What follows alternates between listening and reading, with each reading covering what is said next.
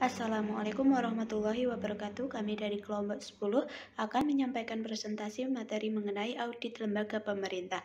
Kami yang beranggotakan saya sendiri Titi Hayuningsih 1901020010, Eva Pangestu-Ningrum 1901020046 dan Mega Verliani 1901020047. Berikut materi yang akan kami sampaikan.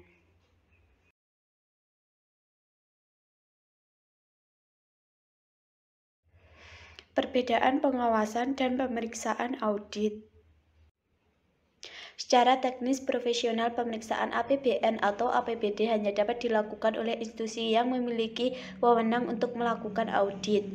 Pemeriksaan keuangan secara internal, lembaga atau instansi yang berfungsi untuk melakukan pemeriksaan sebagai fungsi pengawasan dari pemimpin adalah Badan Pengawasan Keuangan dan Pembangunan atau sering disebut BPKP, yang menjalankan amanat konstitusi untuk memeriksa tanggung jawab pemerintah terhadap DPR atau DPD dan masyarakat. Pengawasan yang dilakukan pihak luar eksekutif lebih menekankan kepada evaluasi terhadap seorang pemimpin untuk memastikan bahwa pemimpin telah menjalankan tugasnya. Sementara pengawasan internal berupa pengendalian intern dan pengendalian manajemen yang berada di bawah eksekutif. Jenis-jenis audit sektor publik. Yang pertama ada audit keuangan, sebuah audit yang menjamin bahwa sistem akuntansi dan pengendalian keuangan berjalan secara efisien dan tepat serta transaksi keuangan diotorisasi serta dicatat dengan benar. Yang kedua ada audit kinerja, yaitu perluasan dari audit keuangan. Tujuan dari prosedurnya menurut SPKN, pemeriksaan keuangan negara yang terdiri atas aspek ekonomi, efisien, dan efektivitas.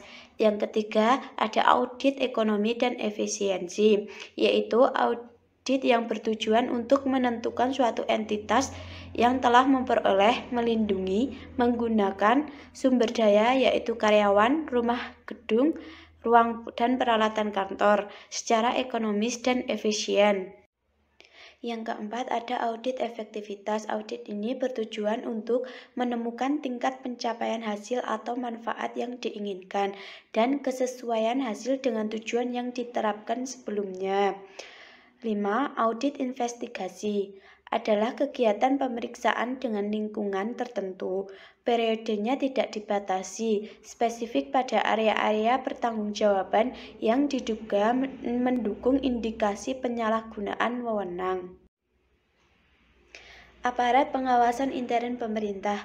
Pengawasan intern pemerintah merupakan unsur penerjemahan yang penting untuk mencapai efektivitas dan efisiensi dalam pencapaian tujuan penyalahgunaan pemerintahan serta ketaatan terhadap peraturan perundang-undang dalam rangka mewujudkan penyelenggaraan negara bebas dari korupsi, kolusi, dan nepotisme atau KKN.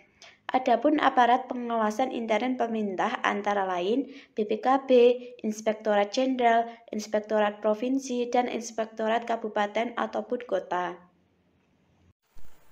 Pendekatan-pendekatan dalam audit sektor publik. Terdapat banyak pendekatan yang dapat digunakan dalam pekerjaan audit dan tidak ada satu pendekatan yang menjadi pendekatan paling tepat.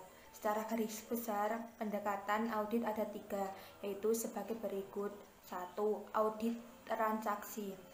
Pendekatan ini meliputi vouching atau pembuktian seluruh transaksi yang terjadi setelah melihat dokumen-dokumen atau bukti-bukti yang ada. 2. Audit neraca.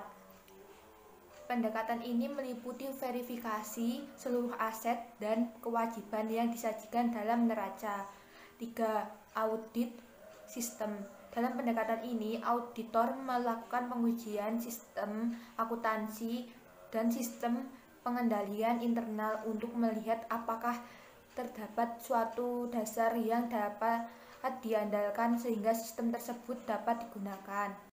Proses audit dalam sektor publik. Perkembangan terbaru dari auditing di sektor publik adalah adanya audit kinerja atau juga ada yang menyebutnya value for money atau VFM audit. Audit kinerja sendiri merupakan perluasan dari audit keuangan dan audit kepatuhan, sehingga tidak terdapat perbedaan yang mendasar antara proses audit kinerja dengan audit keuangan.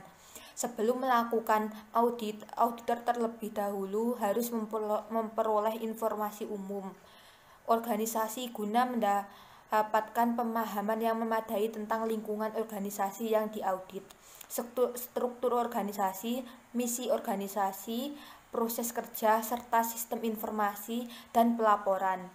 Pemahaman lingkungan masing-masing organisasi akan memberikan dasar untuk memperoleh penjelasan dan analisis yang lebih mendalam mengenai sistem pengendalian manajemen. Berdasarkan hasil analisis terhadap kelemahan dan kekuatan sistem pengendalian dan pemahaman mengenai keluasan, validitas, dan reliabilitas informasi kinerja yang dihasilkan oleh entitas atau organisasi, auditor kemudian menetapkan kriteria audit dan mengembangkan ukuran-ukuran kinerja yang tepat. Berdasarkan rencana kerja yang telah dibuat, auditor melakukan pengauditan, mengembangkan hasil-hasil temuan audit, dan membandingkan antara kinerja yang dicapai dengan kinerja yang telah ditetapkan sebelumnya. Hasil temuan kemudian dilaporkan kepada pihak-pihak yang membutuhkan, yang disertai dengan rekomendasi yang diusulkan oleh auditor. Pada akhirnya, rekomendasi yang diusulkan oleh auditor akan ditindaklanjuti oleh pihak-pihak yang berwenang. Peran dan fungsi standar pemeriksaan keuangan negara atau SPKN. Keberadaan sebuah standar pemeriksaan sangat penting karena menjadi patokan dalam pelaksanaan tugas pemeriksaan. Patokan-patokan inilah yang akan mengarahkan pemeriksaan di dalam setiap tahap pemeriksaan dan menjadi penilaian apakah sebuah pemeriksaan telah dijalankan dengan baik atau tidak. Sesuai dengan Peraturan BPK RI Nomor 1 Tahun 2017 bahwa SPKN atau Standar Pemeriksaan Keuangan Negara adalah patokan untuk melaksanakan pemeriksaan pengelolaan dan tanggung jawab negara. SPKN ini berlaku untuk semua pemeriksaan yang dilaksanakan sebagai entitas, program, kegiatan, serta fungsi yang berkaitan dengan pelaksanaan pengelolaan dan tanggung jawab keuangan negara sesuai dengan peraturan perundang-undang. SPKN ini berlaku sebagai 1. Badan pemeriksaan keuangan, 2. Akuntan publik atau pihak lainnya yang melakukan pemeriksaan atas pengelolaan dan tanggung jawab keuangan negara untuk dan atas nama Badan Pemeriksaan Keuangan. Isu dan tantangan dalam audit di pemerintahan Indonesia. Audit sektor publik tidak hanya memeriksa serta menilai kewajaran laporan keuangan sektor publik, tetapi juga menilai ketaatan aparatur pemerintah terhadap undang-undang peraturan yang berlaku.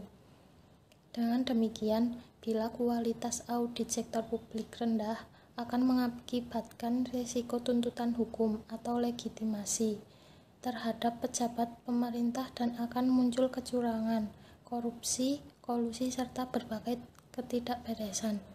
Media sederhana yang dilakukan untuk memulai suatu pemahaman terhadap SPKN adalah melalui sosialisasi. Oleh karena itu, perlu dibuat suatu sosialisasi dalam membuat pihak memahami SPKN, sehingga memahami apa yang dilakukan.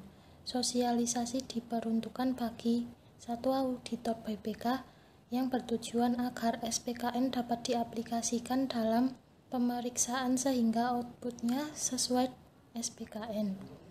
2. Audit atau pemerintah dan lembaga negara bertujuan untuk membantu audit agar dapat membantu dalam memahami hasil pemeriksaan audit BPK. 3. Akademis atau profesi atau perhati yang bertujuan untuk mendapat masukan dalam pengembangan baik sifat, koreksi maupun pengembangan dengan kondisi terkini. Sekian presentasi dari kelompok kami. Wabillahi taufiq wal hidayah. Wassalamualaikum warahmatullahi wabarakatuh.